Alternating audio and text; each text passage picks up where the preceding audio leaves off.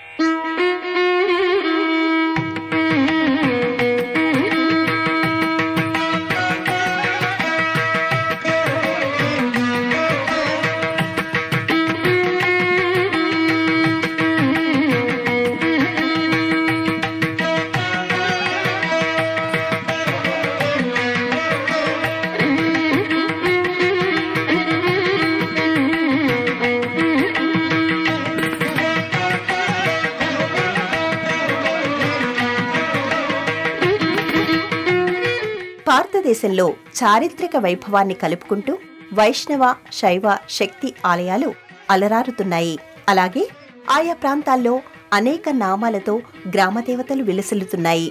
ఇక సిద్ధులు, సద్గురువులు, అవధూతల మందిరాలు కూడా ఆధ్యాత్మిక పరిమళాలను వెదజల్లుతున్నాయి. వీటన్నిటి మధ్య బౌద్ధ, జైన మందిరాలు తమ ప్రత్యేకతను ఆవిష్కరిస్తున్నాయి. వేల ఏళ్ల నాటి చరిత్రను తర్వాత తరాలకు తరలిస్తున్నాయి. ఒకానొక సమయంలో బౌద్ధం భారతీయులను ఎంతగానో ప్రభావితం చేసింది. అందుకు నిదర్శనంగా కనిపిస్తున్నవే ఆరామాలు, చైత్యాలు, స్తూపాలు, విహారాలు. బుద్ధుడు కొనసాగించిన జీవన ప్రయాణం, ఆయన బోధనలే బౌద్ధంగా ఆనాటి ప్రజలను విశేషంగా ఆకట్టుకున్నాయి. మనసును ఖాళీగా ఉంచుకున్నప్పుడే మనిషి ఆనందంగా ఉండగలడనే సందేశాన్ని గౌతమ బుద్ధుడు ఈ ప్రపంచానికి అందించాడు.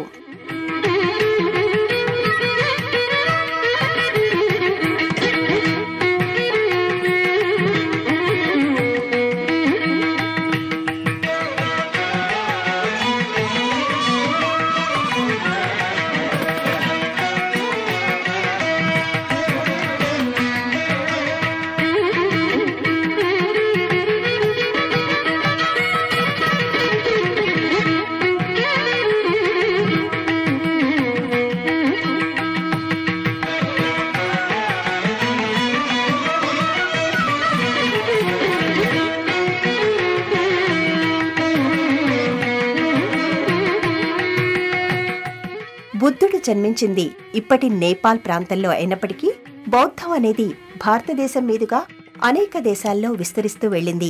అందువల్ల ప్రపంచవ్యాప్తంగా అనేక దేశాల్లో బౌద్ధ ఆలయాలు ప్రాచీన వైభవాన్ని ప్రతిబింబిస్తూ కనిపిస్తాయి. గౌతమ బుద్ధుడి బోధనలు, ఆయన అనుసరించిన సూత్రాలను ఇష్టపడిన వారు ఆయన మందిరాలను నిర్మిస్తూ వెళ్లారు. అలా 1931లో సారనాథ్లో నిర్మితమైనదే మూలగంధ కుటీ విహార్.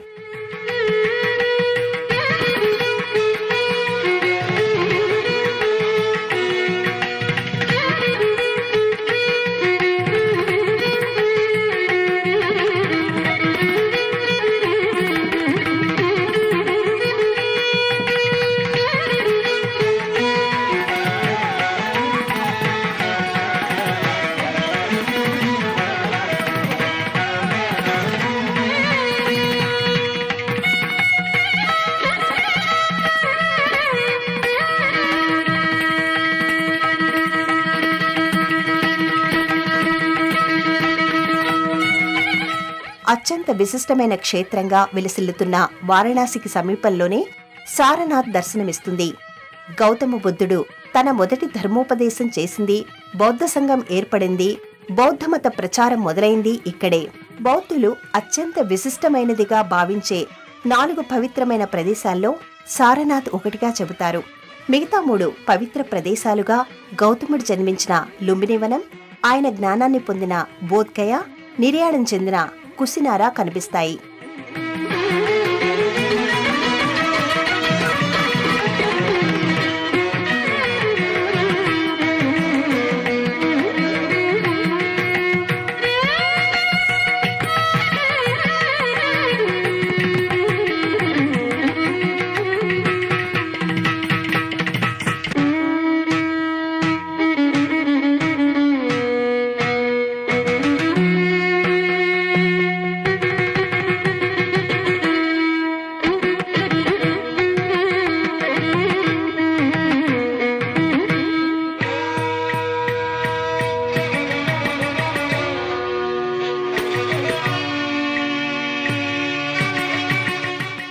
వారణాసికి ఈశాన్యంగా 13 కిలోమీటర్ల దూరంలోని సారనాథ్లో అడుగుపెట్టడమంటే గౌతమ బుద్ధుడి ఆరామంలో ప్రవేశించడం వంటిదే. గుప్తుల కాలంలోనే ఇక్కడ బుద్ధుడికి ఆలయం ఉండేదని, మతపరమైన దాడులలో ధ్వంసమైందని చరిత్ర చెబుతోంది.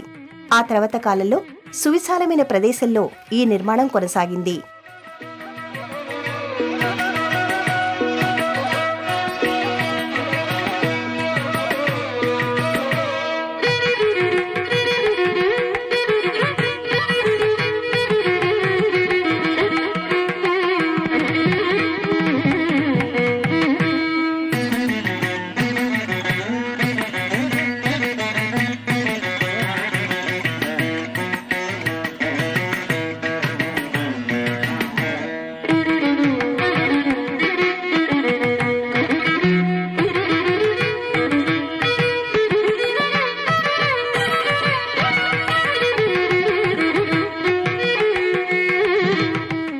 మహావృక్షాల మధ్యలో మౌనంగా ధ్యానం చేసుకుంటున్నట్టుగా ఈ ఆలయం దర్శనమిస్తుంది.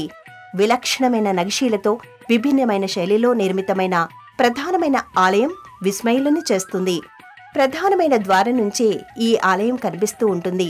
ఇరువైపులా చెట్లు, అవి పంచే చల్లదనం మనసుకు ఉల్లాసాన్ని అందిస్తూ ఉంటాయి. అందమైన వనంలో ఆకర్షణీయంగా తీర్చిదిద్దిన ఈ ఆలయం చూడగానే పచ్చదనం, ప్రశాంతత కలిసి పరుచుకున్నట్టుగా అనిపిస్తుంది. ఆలయ ప్రాంగణంలో అడుగుపెట్టిన దగ్గర్నుంచే బుద్ధుడి బోధనలు మనలను ఆలోచింపజేయడం మొదలుపెడతాయి.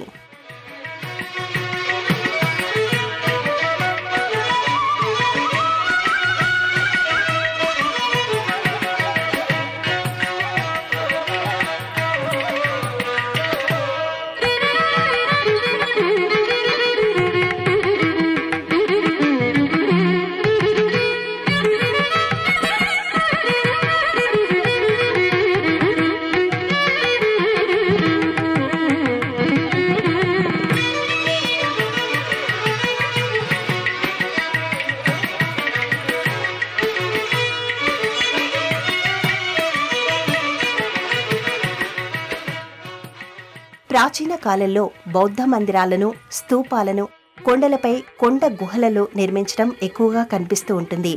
ఆ విషయాన్ని గుర్తు చేస్తున్నట్టుగా అందుకు దగ్గరగా ఈ ఆలయ వర్ణం ఉంటుంది.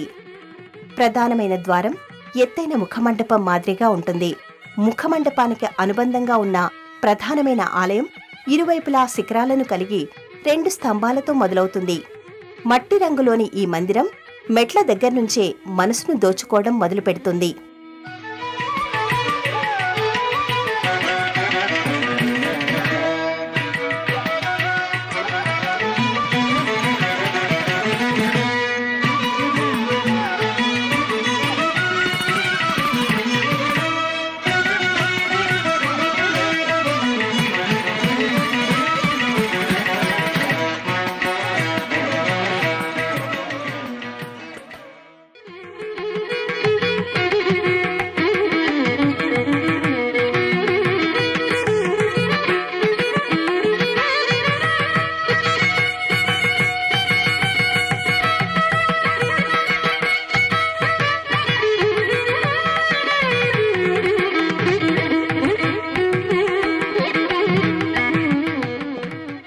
ప్రధానమైన ఆలయం విశాలమైన, పొడవైన ఒక మంటపం మాదిరిగా ఉంటుంది. మంటపానికి ఆ చివరన ప్రత్యేకంగా నిర్మించిన పాలరాతి మందిరం ఉంటుంది. నాజూకైన నగిశీలతో కూడిన పాలరాతి మందిరంలో ఎత్తైన గౌతమ బుద్ధుడి స్వర్ణ విగ్రహం ఉపదేశ ముద్రలో దర్శనమిస్తుంది. ఈ విగ్రహం క్రిందనే బుద్ధుడి అస్థికలు, దంతాలు భద్రపరిచారు. ఈ ఆలయంలోని గోడలపై బుద్ధుడి జీవితంలోని ముఖ్య ఘట్టాలను చిత్రించారు జపనీస్ కళాకారుడు కోసెట్స్ నోస్. 1936లో ఈ ఆవిష్కరణ చేశాడు.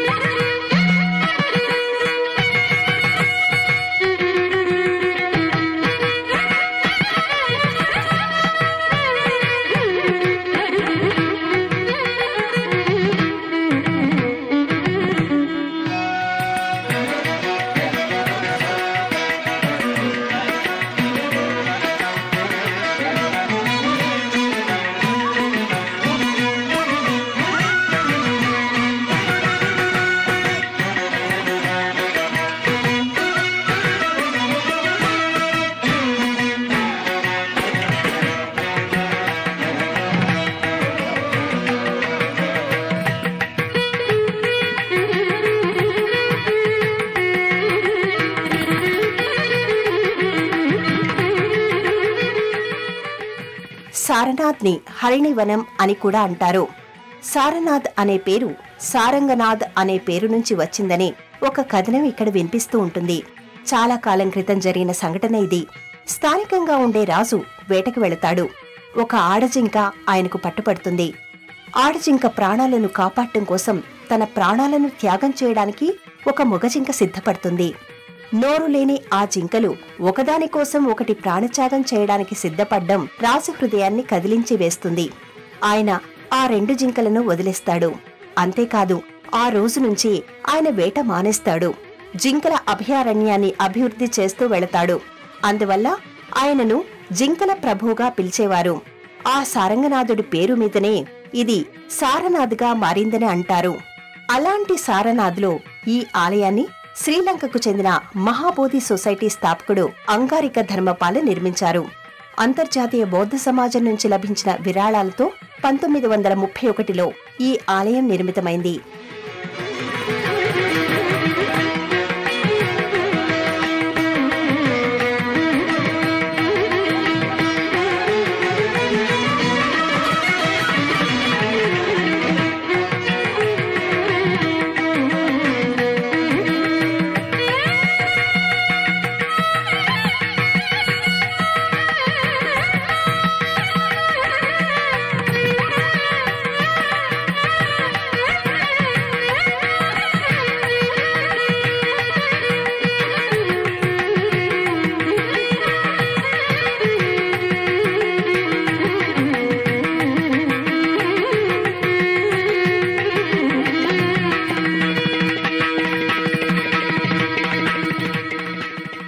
అంగారిక ధర్మపాల కృషిని గుర్తు చేసుకోవడానికి గాను ఈ ఆలయ ప్రాంగణంలో ఆయన పాలరాతి మూర్తిని కూడా ఏర్పాటు చేశారు. ఈ ఆలయ ప్రాంగణంలో అడుగుపెట్టిన దగ్గర్నుంచి తిరిగి వెళ్లేలోగా బుద్ధుడి జీవితానికి సంబంధించిన విశేషాలపై పూర్తి అవగాహన కలుగుతుందని చెప్పడంలో ఎలాంటి సందేహం లేదు. గౌతమ బుద్ధుడి బోధనల గురించి తెలుసుకోవాలంటే ఆ దిశగా ఆయన చేసిన ప్రయాణం గురించి తెలియాలి. గౌతమ బుద్ధుడి పూర్వనామాలుగా శాక్యముని, సిద్ధార్థుడు కనిపిస్తాయి. ఆయన తల్లి మహామాయ, తండ్రి శుద్ధోదనుడు. రాజవంశానికి చెందిన సిద్ధార్థుడు కపిలవస్తులోని లుంబిని వనంలో జన్మించాడు.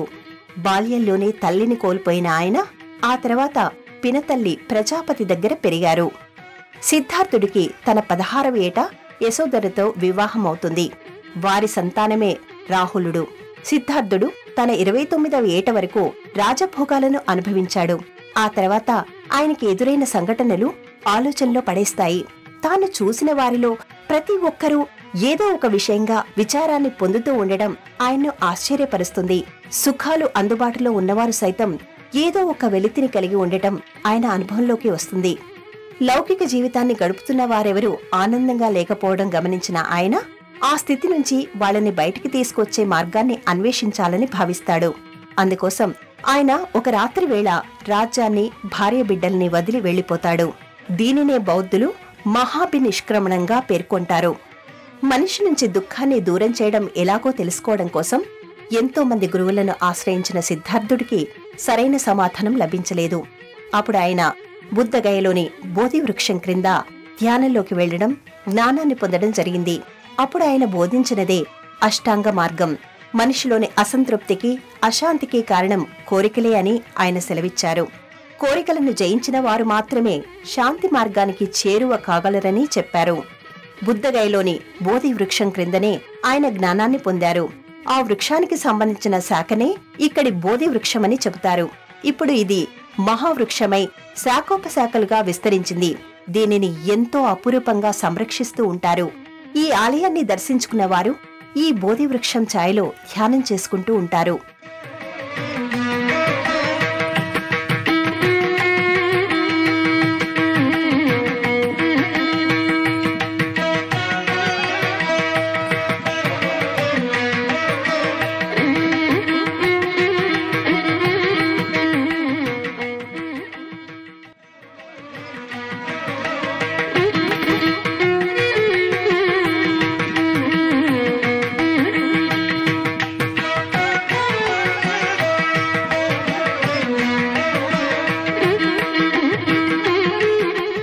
సిద్ధార్థుడు బుద్ధుడిగా మారిన తరువాత ఆయన తన 5గురి శిష్యులతో కలిసి వారణాసికి వెలుపల ఋషుల కొండ సమీపంలో తొలి ధర్మ ప్రబోధం చేశారు. దీనినే ధర్మచక్రం పరివర్తనగా బౌద్ధులు పేర్కొంటారు. అనంతమైన ఈ విశ్వంలో అన్ని వస్తువులు అశాశ్వతాలే. నేను, నాది అనేది కేవలం భ్రమ మాత్రమే. అజ్ఞానమే దుఃఖానికి కారణం అంటూ ఆయన సెలవిచ్చారు. అలా బుద్ధుడు చేసిన ఆ బోధనను గుర్తు చేస్తూ అలనాటి దృశ్యాన్ని ఇక్కడ ఆవిష్కరించారు. గౌతముడు తన 5 శిష్యులకు బోధన చేస్తున్నట్టుగా కనిపించే మూర్తులను మనం ఇక్కడ చూడొచ్చు.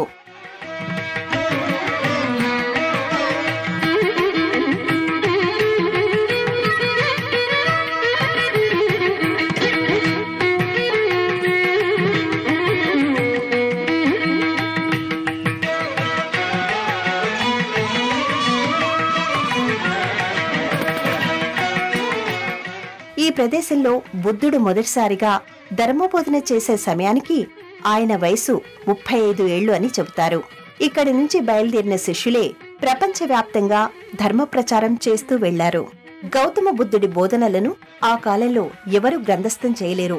ఆయన నిర్యాణం తర్వాత బౌద్ధ సంఘాలు ఏర్పడుతూ ప్రచారాలు చేయడం మొదలైందని అంటారు. బుద్ధుడు నిర్యాణం చెందిన 400 ఏళ్ల తర్వాత ఆయన బోధనలను గ్రంథస్థం చేయడం జరిగిందని చెబుతారు. తన కాలంలో బిందుసారుడిని ప్రభావితం చేసిన బుద్ధుడు ఆ తర్వాత కాలంలో అశోక చక్రవర్తిని ప్రభావితం చేసినట్టుగా చరిత్ర చెబుతోంది. అందుకు నిదర్శనంగా ఇక్కడ అశోక చక్రవర్తి పాలరాతి మూర్తిని చూడవచ్చు. చంద్రగుప్త మౌర్యుడి మనవడే అశోకుడు. తన గుర్రంతో సమానంగా సరిహద్దులను పరిగెత్తించగల చక్రవర్తిగా అశోకుడిని గురించి చెప్పుకుంటుంటారు. దాదాపుగా దక్షిణ ఆసియా ప్రాంతాన్ని ఆక్రమించిన మహాపరాక్రమవంతుడు ఆయన. అలాంటి అశోకుడు కళింగ యుద్ధంలో వీరవిహారం చేస్తాడు. విజయోత్సవాల కంటే కూడా యుద్ధభూమిలోని ఆర్తనాదాలు ఆయనకి ఎక్కువగా వినిపిస్తాయి. అంతే, ఆయన మనసు ఆ క్షణమే మారిపోతుంది. అశోకుడి మనసు ప్రశాంతతను కోరుకుంటుంది. రాజ్యాలు, రాజభోగాలు మనసుకు శాంతిని కలిగించలేవనే విషయం ఆయనకు అర్థమవుతుంది. దాంతో ఆయన బౌద్ధం దిశగా అడుగులు వేస్తాడు. బుద్ధుడి బోధనలు ఆయనను ఆకర్షిస్తాయి, అనుసరించేలా చేస్తాయి. అప్పటినుంచి ఆయన బౌద్ధమత ప్రచారానికి తన వంతు కృషి చేస్తూ వెళతాడు. బౌద్ధ ఆరామాలను నిర్మిస్తూ అశోక స్తూపాలను ఏర్పాటు చేస్తూ వెళ్లాడు. బుద్ధుడు సన్యాసం స్వీకరించడం, భిక్ష స్వీకరించడం పట్ల ఆయన తండ్రి శుద్ధోదనుడు మొదటి నుంచి అయిష్టతను వ్యక్తం చేస్తూనే వస్తాడు. ఆయన మనసు మార్చడానికే ప్రయత్నిస్తూ వస్తాడు. అలాంటి శుద్ధోదనుడు చివరి రోజుల్లో గౌతముడి బోధనలను అంగీకరిస్తాడు, బౌద్ధాన్ని అనుసరిస్తాడు. ఇక గౌతముడి తనయుడైన రాహులుడు తన చిన్నతనంలోనే బౌద్ధాన్ని స్వీకరించడం విశేషం.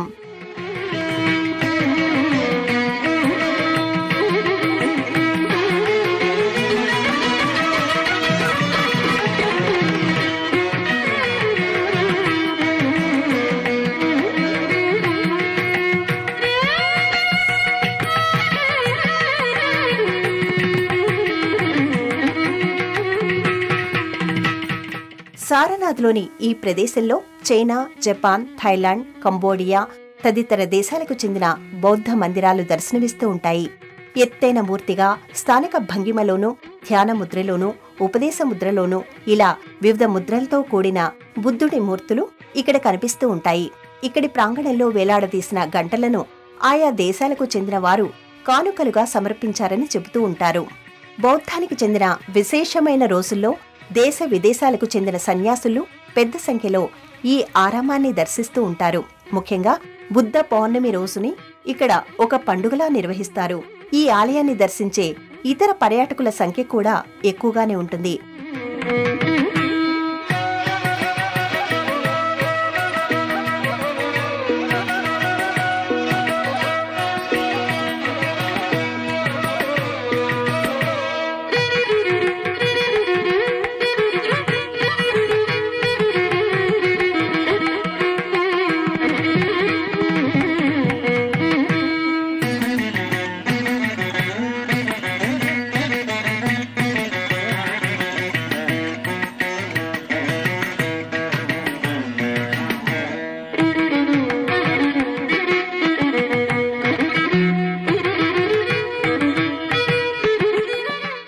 అనునిత్యం ఈ ఆలయం తలుపులను ఉదయం 4 గంటల నుంచి మధ్యాహ్నం 11:30 వరకు తెరిచి ఉంచుతారు.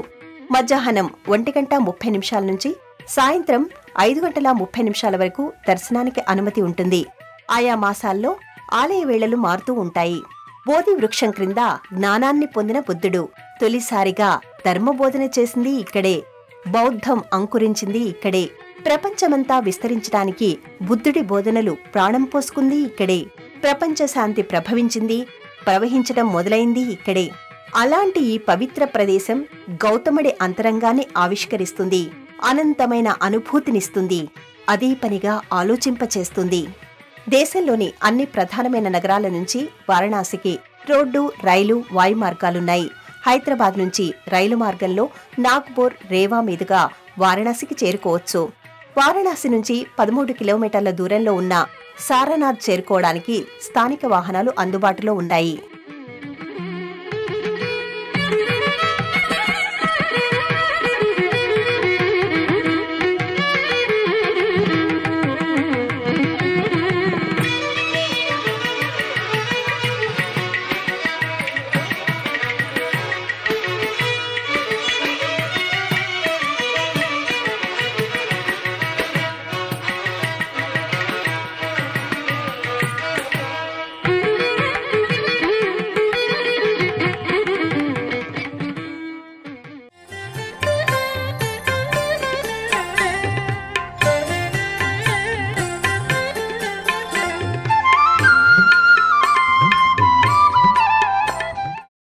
ఈ కార్యక్రమాన్ని తిరిగి చూడాలనుకుంటే www.youtube.com/@ETV Life Spiritual లో చూడవచ్చు.